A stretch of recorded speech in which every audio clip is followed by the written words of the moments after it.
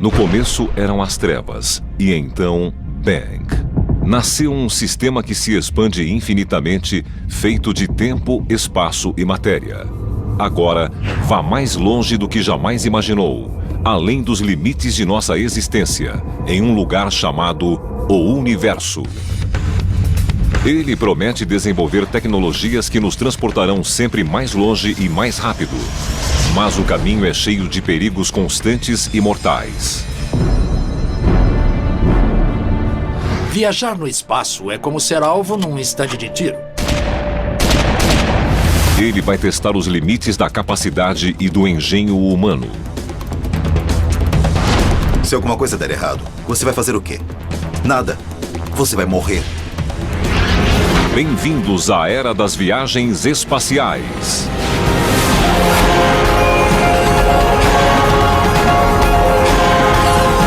O Universo. Viajar no espaço. Por caminhos nunca antes imaginados, a mão do progresso está a ponto de entregar a humanidade aos céus. Por séculos, o misterioso esplendor do universo nos tem motivado a explorá-lo. Finalmente, seus mistérios estão ao alcance da mão e o destino do homem poderá ser cumprido. Não sei se está escrito em nossos genes, mas sempre que você vê algo na distância, sua curiosidade fica aguçada e você quer ver a coisa mais de perto. Então, apesar de os telescópios nos darem uma boa visão, se todas as coisas estiverem ao alcance de nosso programa espacial, por que não fazer a viagem? Saída em 10, 9, tudo em ordem. 5, 4 e... partida do ônibus espacial Atlantis. Liberar-nos dos grilhões de nosso próprio planeta foi uma das maiores conquistas da humanidade. Mas ninguém, desde 1972, se aventurou além da órbita da Terra. Nosso programa espacial está parado há 30 anos. E nos contentamos em girar em torno do planeta Terra. É como se Colombo chegasse ao Novo Mundo pela primeira vez e depois passasse o resto da vida explorando a costa da Espanha. Qual é o problema? O problema é que há uma palavrinha fatal de 5 letras que é custo. Custa cerca de $20 mil colocar 1 quilo de qualquer coisa em órbita. Imagine John Glenn feito de ouro maciço. É o que custa colocar ele ou você em órbita. Seriam necessários $20 milhões para você passar um fim de semana numa estação orbital. Custaria $500 milhão levar você à Lua. E levar você a Marte custaria dezenas de bilhões de dólares. Um jeito de reduzir o custo de chegar ao espaço seria encontrar um modo mais eficiente de escapar à gravidade da Terra. Lembra da história de João e o pé de feijão? João era um menino que subiu no pé de feijão até o céu. Bem, imagine um elevador espacial onde você aperta um botão para subir e ele o leva para os céus, tal como João e o pé de feijão. Em vez de ser construído de baixo para cima, o elevador espacial viria de cima para baixo. Um satélite em órbita geossincrônica soltaria um cabo de 100 mil quilômetros até a Terra, onde ele seria ancorado à superfície. Nós estamos muito perto de conseguir criar fibras que suportariam a tensão de viajar a enormes velocidades no espaço sideral. O elevador gira com a Terra, de modo que ele não cai nunca, porque faz um movimento de rotação junto com o planeta. O mecanismo do elevador simplesmente enrolaria o cabo, erguendo viajantes e suprimentos à órbita, onde ficaria uma primeira estação. O sistema substituiria inteiramente um lançamento de foguete convencional. Isso pode reduzir o custo de viajar ao espaço em cerca de 1000 vezes. Pense nisso. Logo, você vai concluir que viajar ao espaço custará quase como uma passagem de avião. Mas, além dos confortáveis limites da Terra, grandes ameaças aguardam os viajantes espaciais.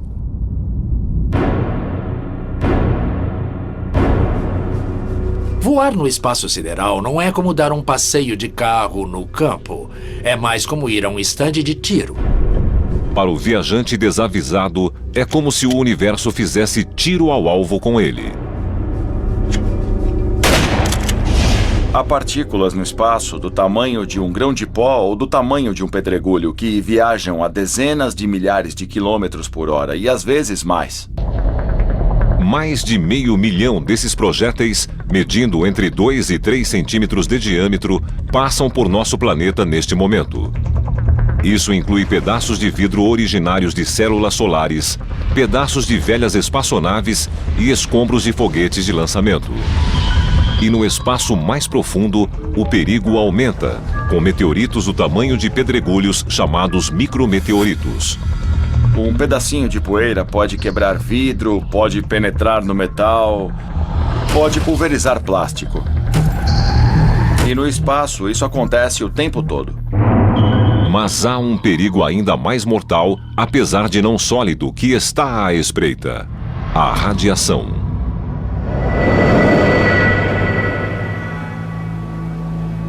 Os efeitos devastadores dessa energia invisível foram vistos na Terra logo depois das bombas atômicas da Segunda Guerra Mundial ou depois do acidente nuclear de Chernobyl. De forma angustiante, o próprio Sol que nos dá vida nos manda um fluxo de radiações venenosas. Estamos aqui protegidos no berço.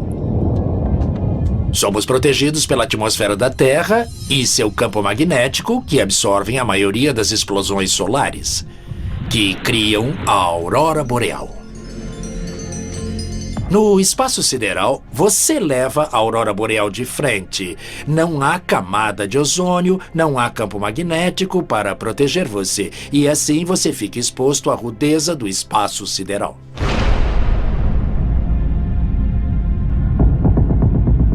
À distância que estamos do Sol, cerca de 145 milhões de quilômetros, várias centenas de milhões de partículas solares passam através de cada centímetro quadrado de espaço a cada segundo à volta da Terra. Há partículas de alta energia nos atingindo o tempo todo. Mas de vez em quando há uma dose a mais de partículas. O Sol sofre explosões e emite muita radiação, o que não é bom. Esse nível de radiação não é bom para o DNA de ninguém. As manchas solares fazem irromper essa dose extra de radiação como uma bateria de canhões apontando para o cosmos. Não há como saber que a radiação virá antes de ela chegar. Infelizmente, o perigo da radiação permanece mesmo quando nos afastamos do Sol. É que há outra energia invasiva à espreita. Conhecidos como raios cósmicos galácticos, eles vêm de mundos distantes de estrelas que explodiram e de buracos negros. Raios cósmicos galácticos são partículas que viajam pelo espaço em velocidades próximas à da luz. Uma simples partícula de ferro que bate em seu corpo terá o efeito de uma bola de beisebol a 150 km por hora. Pode ser devastador. Apesar de partículas pesadas serem raras, se um astronauta tiver de sair da proteção da espaçonave, como acontece com frequência, milhares de raios cósmicos galácticos atingirão seu corpo a cada segundo. Em 24 horas, o viajante do espaço recebe radiações de raios cósmicos e de partículas solares equivalentes às recebidas por alguém na superfície da Terra em 6 meses. O corpo humano não vai sentir de imediato o efeito da radiação, mas, dependendo de sua quantidade, esse efeito pode ser notado mesmo de olhos fechados. As partículas parecem faiscar quando atingem a retina do viajante do espaço. As faíscas não cegam, mas você se pergunta, vi alguma coisa? E todos confirmam sua ocorrência, e a aparência pode mudar de vez em quando. No entanto, o verdadeiro choque para o corpo humano vem da estranha falta de peso. Acho que a coisa mais perigosa de viajar no espaço é a falta de gravidade. A falta de peso faz com que quase todos os sistemas de seu corpo comecem a mudar. E eles não param de mudar até que você volte a um mundo onde haja novamente gravidade. Uma das primeiras coisas que o viajante espacial perde pela gravidade zero é seu senso de orientação. O que é em cima e o que é embaixo? Boa pergunta. Para começar, é como você quiser. Se você disser que para cima é assim, tudo bem. Se você disser que é assim, tudo bem também. A maioria dos viajantes vai sentir enjoo nas primeiras horas, talvez nos primeiros dias. Essa é uma coisa que você deve se resignar a enfrentar. Talvez nos primeiros dias, qualquer um vai se sentir perturbado em termos de orientação. Aqui na Terra, a experiência de flutuar quando se mergulha é a mais parecida com o que se sente em prolongados períodos sem gravidade. Por essa razão, os aspirantes a astronautas da NASA se submetem a treinar e trabalhar durante até 6 horas por dia, mergulhados em um grande tanque de água. Com o equipamento de mergulho, você ainda sente o efeito da gravidade, mas não muito porque seu corpo está submetido à mesma pressão de maneira uniforme. Exceto pelas bolhas de ar que se vê subir para a superfície, mergulhar imita muito bem a sensação de desorientação. Mas, à medida que o tempo passa, sem ser submetido à gravidade, o corpo entende que já não precisa resistir contra ela e começa a perder massa muscular e óssea. Quando você está no espaço, seu corpo pensa que você está deitado numa cama. De modo que, se não tomar cuidado, seu corpo vai se atrofiar. Para compensar isso, um astronauta precisa de exercícios diários. As pernas são particularmente vulneráveis porque são raramente utilizadas. Nesse mundo, deslocar-se fica mais por conta de braços e mãos. A maior dificuldade é se acostumar com o fato de viver num lugar onde você não pode andar para lá e para cá. Você tem de flutuar para onde quiser ir. A falta de gravidade também paralisa o trato digestivo, o que pode causar problemas na hora das refeições. Seu sistema digestivo para. Você não vai conseguir comer e beber, até digerir novamente. E isso pode levar muitas horas ou até dias. Pior ainda, gravidade zero e radiação podem se combinar de maneira particularmente sinistra. No espaço, o sistema imunológico não é tão eficiente quanto normalmente é. E vírus e bactérias que suportaríamos em condições normais podem se tornar mais perigosos. Além disso, uma bactéria pode crescer até 50 vezes mais depressa e qualquer vírus levado a bordo pode sofrer mutação para um vírus predador desconhecido graças à sempre presente radiação.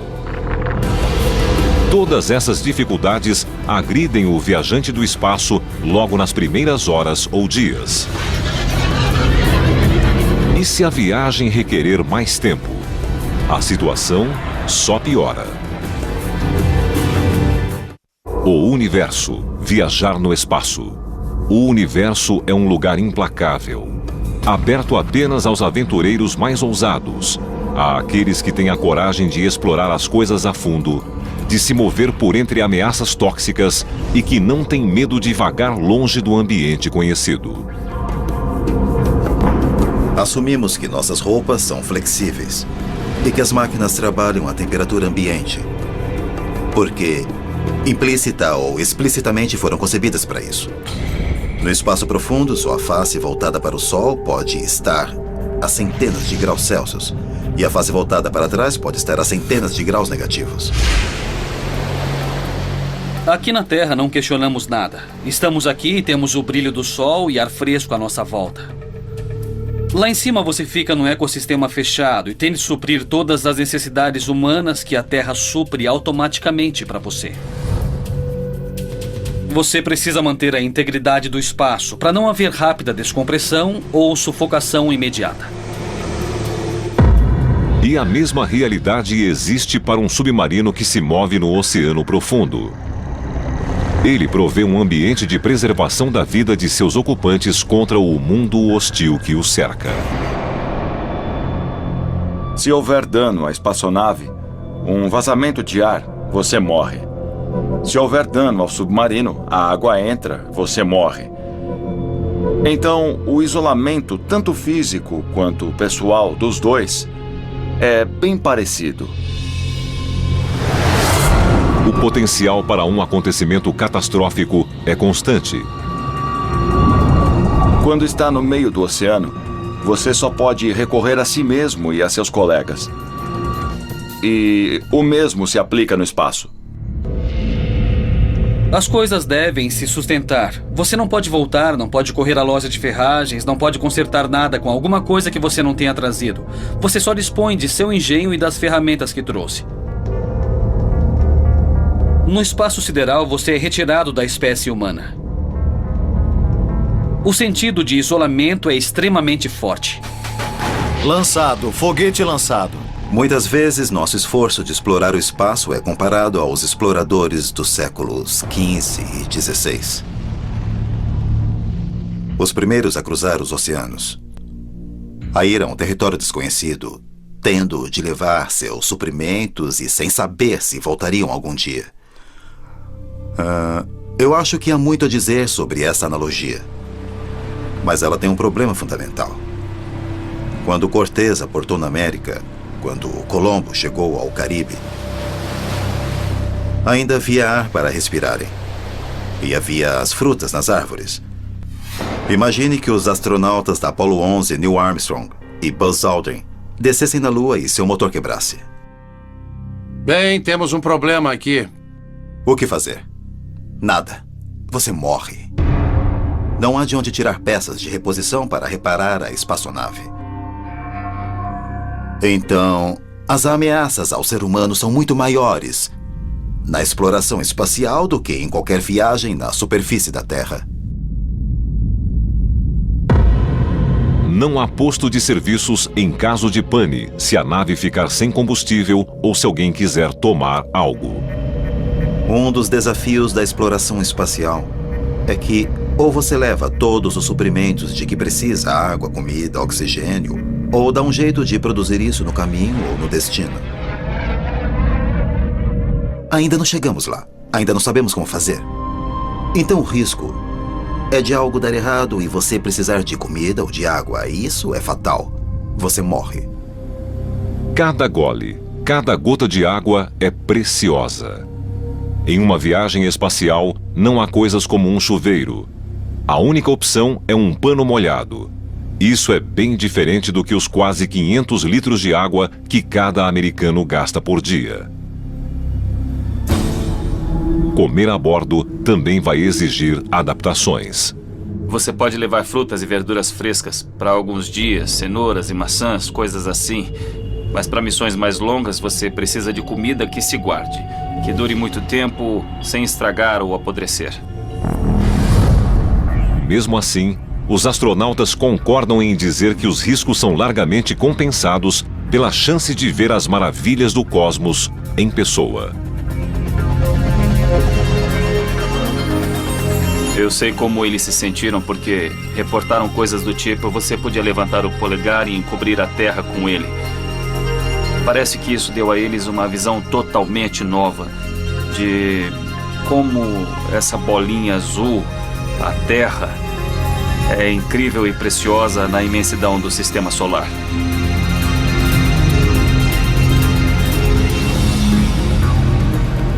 A experiência me mudou para sempre. E eu acho que pode mudar qualquer um que passar por ela no futuro.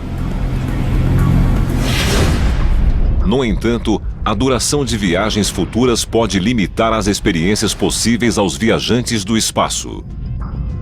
As distâncias de nosso universo são um desafio à compreensão. Se nosso Sol fosse uma bola de basquete, nossa Terra teria o tamanho de uma ervilha. Se fossem colocados no Central Park, a estrela mais próxima seria outra bola de basquete, a quase 8.000 quilômetros no Havaí.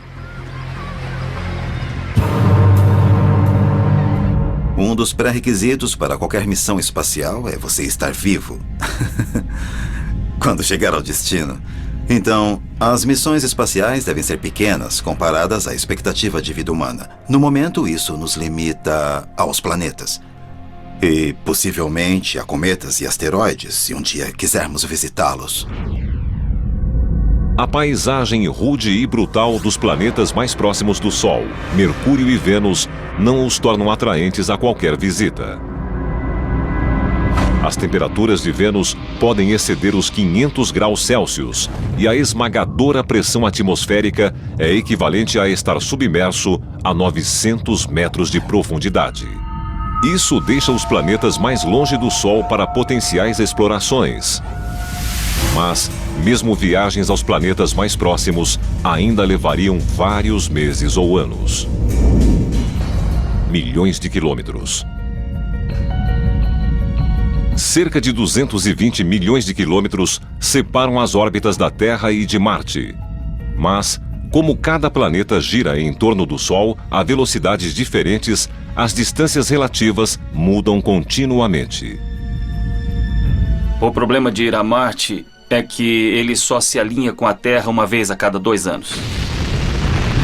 Com a atual tecnologia de foguetes a combustível químico, um voo saindo da Terra em direção a Marte em 2018, quando os dois planetas estiverem do mesmo lado em relação ao Sol, poderia durar 104 dias, menos de 4 meses. Depois de uma estada de 40 dias, a viagem de volta vai exigir pouco mais de 6 meses. Isso dá um ano inteiro entre ida e volta. Mas uma viagem partindo em 2031, quando a Terra e Marte estiverem em oposição em relação ao Sol, exigiria cerca de 20 meses, quase 2 anos de viagem. São quase 2 anos longe de qualquer forma de vida. Cometas que não passam de grandes bolas de neve passam perto da Terra o suficiente para fazer a viagem em poucos meses. Encontre um cometa a caminho do Sol e embarque nele. Veja a cabeça crescer e a cauda se formar e veja o Sol. Primeiro devagar, depois bem depressa, ficar maior e maior. E você dá a volta nele e volta. Deve ser a viagem mais divertida que há no Sistema Solar. Seria perigoso porque partículas do cometa poderiam se desprender, atingir o seu rosto, mas fora essas coisas que podem matar, a viagem seria divertida. Logo após a órbita de Marte, asteroides voam a poucos anos de viagem da Terra.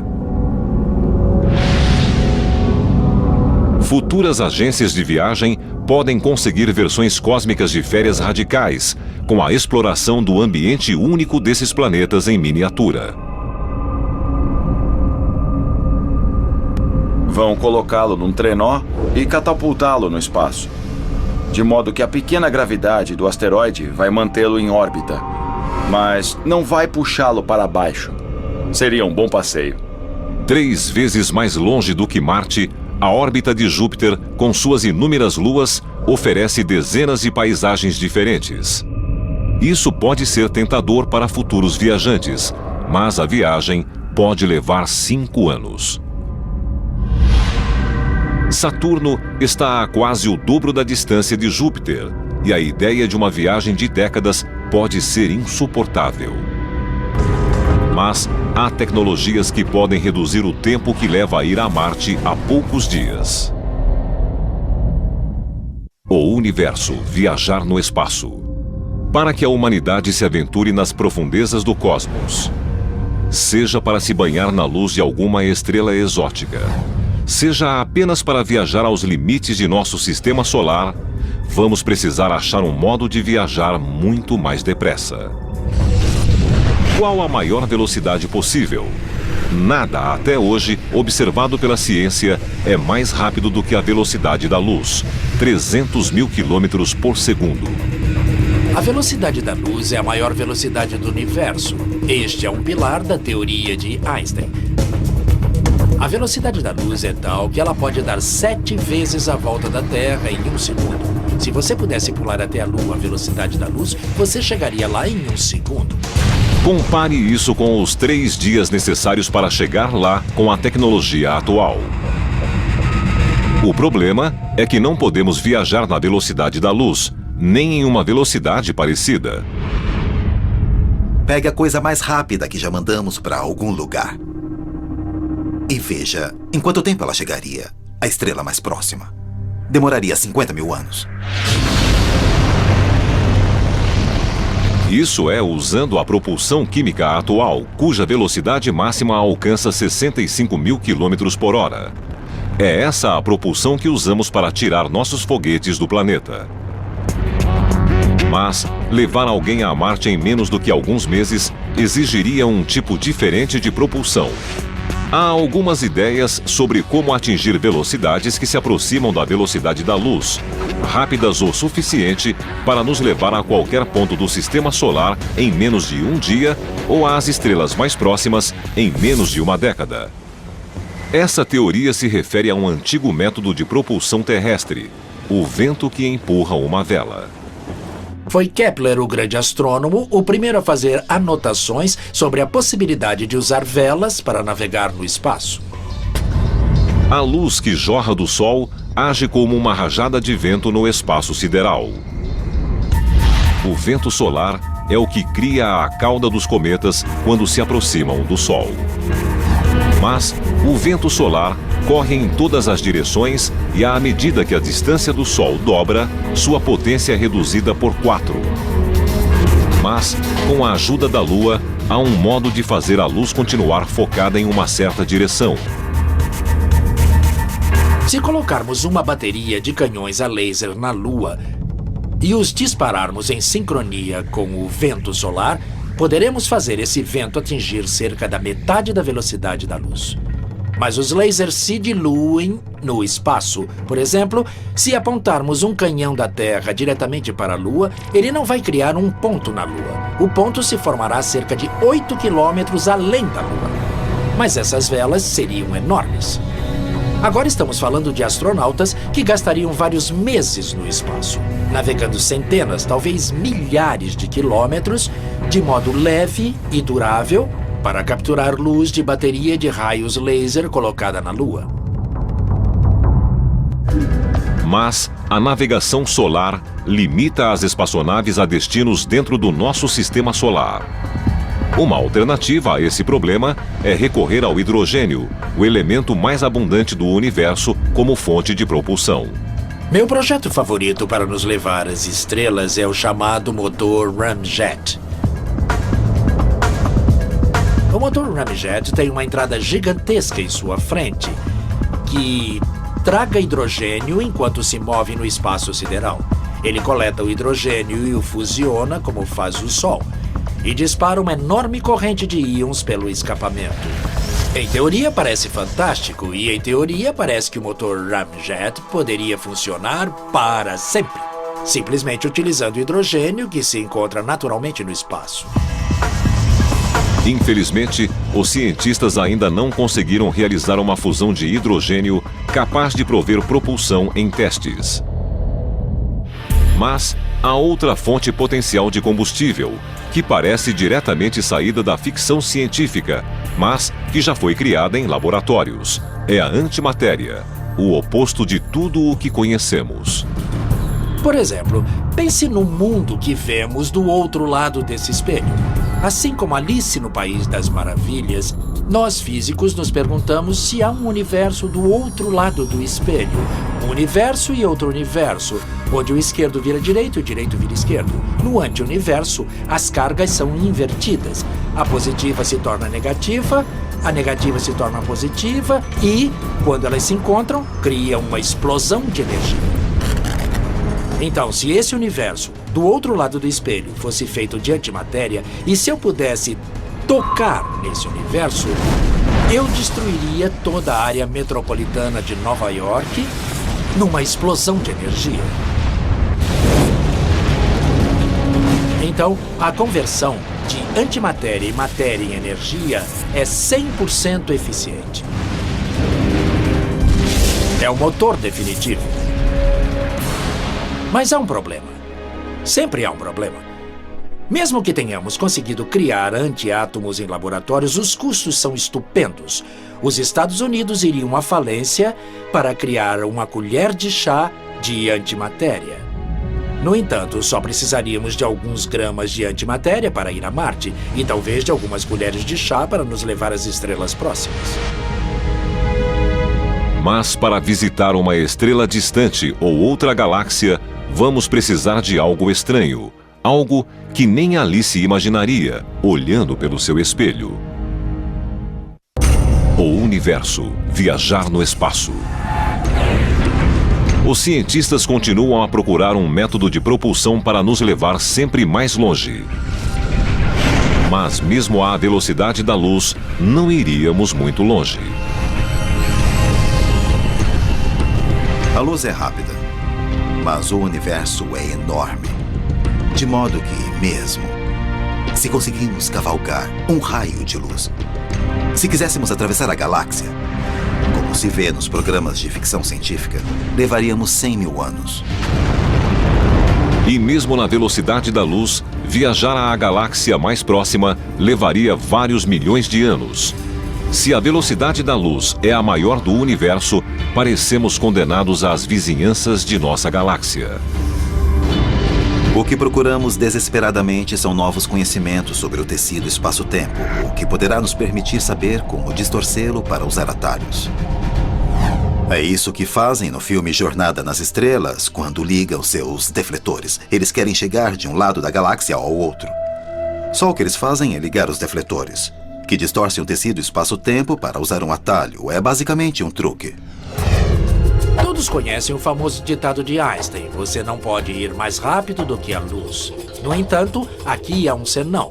Einstein deixou a possibilidade de se rasgar ou dobrar o tecido espaço-tempo para que você realmente use um atalho no universo. Pense num tapete. Se você quiser atravessá-lo, pode usar o modo tradicional. Mas você também pode pegar um laço, laçar a mesa do outro lado do tapete e arrastar a mesa para você, de modo que você contrai o espaço à sua frente. Em poucas palavras, Einstein diz que quanto maior a massa, maior a dobra do espaço-tempo. Se você conseguir concentrar uma enorme quantidade de energia num só ponto, comparável a de um buraco negro ou de uma estrela gigante, você literalmente vai dobrar o tecido espaço-tempo e simplesmente vai pular as estrelas vizinhas. Em outras palavras, você não foi realmente às estrelas, mas você as trouxe até você, porque comprimiu o espaço à sua frente. A quantidade maciça de energia ou massa necessária para criar essa curvatura parece estar além de nossa compreensão e talvez além da capacidade humana. Mas pode haver uma alternativa.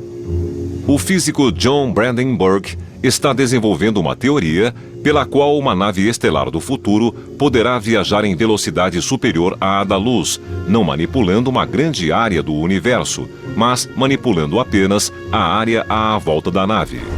O artifício é ter uma nave estelar que emite uma curiosa partícula que por enquanto só existe em teoria. É o chamado táquion. Essa é uma partícula diferente. A própria luz sempre se move à mesma velocidade. Os táquions, por outro lado, podem ser infinitamente rápidos. Só não vão mais devagar do que a velocidade da luz. A velocidade da luz para eles é a mínima. E eles respeitam o limite.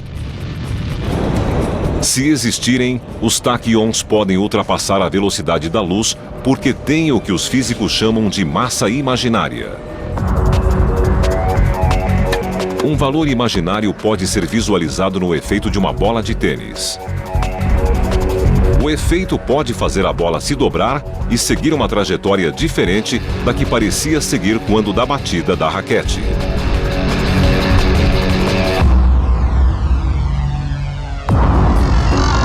mesmo modo, um táquion não é visto no universo e pode quebrar os limites de velocidade. Brandenburg propõe alterar o espaço-tempo que cerca a nave com um poderoso campo eletromagnético para que a nave se mova pelo espaço como um táquion.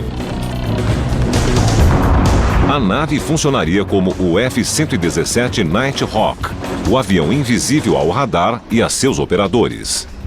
Então, se alguém conseguir controlar o espaço-tempo à volta da nave estelar, vai poder fazer dela um objeto imaginário. Tecnicamente, isso significa dizer que ele se move mais depressa do que a luz. Basicamente, você vai se desconectar do resto do cosmos. Isso pode garantir ao viajante a habilidade de ir a qualquer lugar do universo em um piscar de olhos, como se uma multiplicidade de portas aparecesse de repente. Você entra por uma porta ou sai por outra do corredor tão depressa que vai parecer que você não se locomoveu para lado algum. Essa é uma conexão imaginária no espaço-tempo. E quem se moveu foi você, não o espaço-tempo. Ninguém sabe a que velocidade ou mesmo para onde uma nave dessas poderia viajar. Em qual porta entrar? Por qual porta sair? Eis a questão. Mas viajar pelo corredor do universo não será possível sem antes superarmos uma de suas forças fundamentais, a força que nos mantém sobre nosso planeta. Escapar do campo gravitacional da Terra é a primeira coisa que temos de fazer. 10, 9, 8, 7, 6... Para um objeto escapar do campo gravitacional da Terra... 2, 1... Ignição e partida do foguete. Ele tem de alcançar a velocidade de 28.000 km por hora. Nessa velocidade, pode-se percorrer de Nova York a Los Angeles em 8 minutos. Não há outra maneira com o que temos hoje. Apenas a força bruta. Enquanto um elevador espacial teórico poderia elevar as coisas e tirá-las da gravidade, um foguete só escapa da gravidade usando a força bruta originada pela reação química explosiva da queima de combustível. É a energia química que move os motores dos foguetes atuais. Cada vez que você queima algo, usa energia química. A ignição de um foguete se dá por energia química. Cada vez que você liga o motor de seu carro, você usa energia química armazenada na gasolina. Só o combustível pode representar 90% do peso total da espaçonave.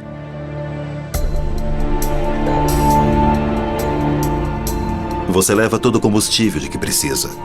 Então, o maior esforço do primeiro combustível utilizado é para colocar combustível em órbita. É como querer ir de Nova York até Los Angeles, com um só tanque de gasolina. Seria preciso que um caminhão-tanque o seguisse. E a maior parte da energia para acelerar o caminhão só serve para mover o combustível que está no próprio tanque. O ônibus espacial, seus foguetes e o combustível que é levado pesam espantosas 1.800 toneladas. É realmente preciso uma erupção vulcânica para empurrar isso para fora da Terra. O universo, viajar no espaço. Finalmente a espera terminou. Desejamos muita sorte. Vão com Deus e nos vemos em 2 semanas. Partir para uma jornada no espaço hoje significa que os viajantes devem gerenciar uma explosão controlada. Devemos gerar de 1,5 a 2 vezes o peso do veículo em propulsão para tirá-lo do chão.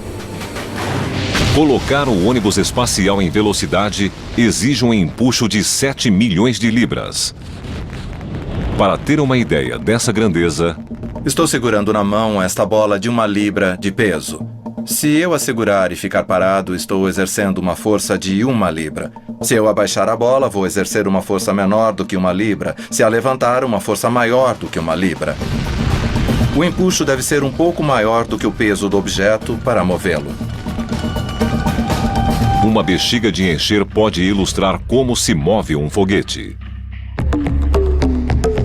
É quase como o bico injetor de um motor. Você segura controla, depois solta. O que procuramos fazer é passar o máximo de ar pela boca do balão quando ele está expandido. A pressão sai pela boca e empurra o balão na mesma direção. Quando os astronautas de hoje embarcam para uma viagem espacial, eles se amarram a gigantescos tanques que contêm a massa necessária, ou seja, a milhares de toneladas de hidrogênio altamente combustível e oxigênio, esperando para serem ejetados. Só é preciso uma faísca.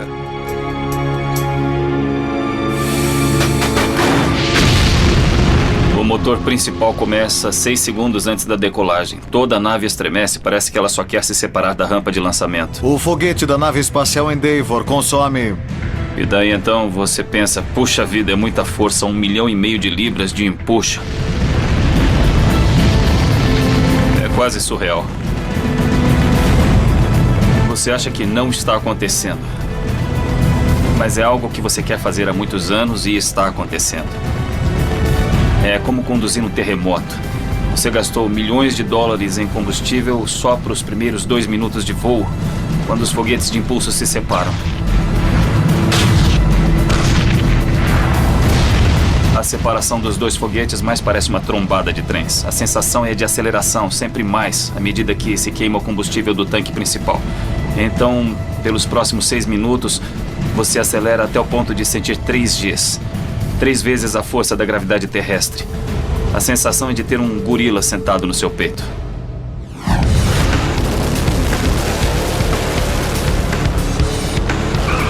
Em um carro de arrancada que vai de 0 a 160 km por hora em 2 segundos, a sensação de força G é similar à que os astronautas sentem. A nave continua a acelerar e você vê a velocidade se medir em milhares de quilômetros por hora, até chegar a 25 vezes a velocidade do som. Então há um corte e tudo passa a flutuar. Você está no espaço. O espaço não é tão longe, ele está a 8,5 minutos da Terra. O próximo passo em direção à aventura de conhecer novos mundos espaço afora será visitar uma velha amiga.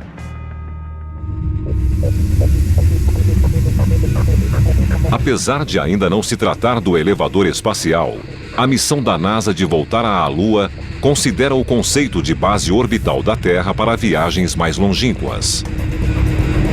O programa Constelação da NASA, sucessor do legendário Projeto Apollo, prevê uma implantação na Lua em 2020. 2 foguetes separados estão na base do plano. O foguete não tripulado Ares 5, mais alto do que um campo de futebol, colocado em pé, vai levar módulos de aterrissagem, suprimentos e uma base de lançamento de foguetes em órbita que ficará esperando os astronautas. E o foguete Ares 1, que colocará a tripulação em órbita a bordo de uma cápsula. Depois, ele vai se encontrar com a base de lançamentos e partir para a Lua. Pode levar mais suprimentos e artigos para a Lua, é o que esse programa contínuo nos proporciona. Não como o Apollo, que só permitia ir à Lua 1 ou 2 dias no máximo antes de voltar. Encontraremos maneiras de superar as grandes conquistas do programa Apollo? Poderemos atravessar o vasto cosmos tão rapidamente e sem esforço quanto viajamos para outra cidade ou outro continente? Somos obrigados se quisermos sobreviver enquanto pessoas. Não vamos parar de explorar. A história nos ensinou repetidas vezes que as sociedades que pararam rapidamente desapareceram. Explorar é parte do que somos, do que devemos deixar a nossos filhos e aos filhos deles. Somos assim e fazemos assim.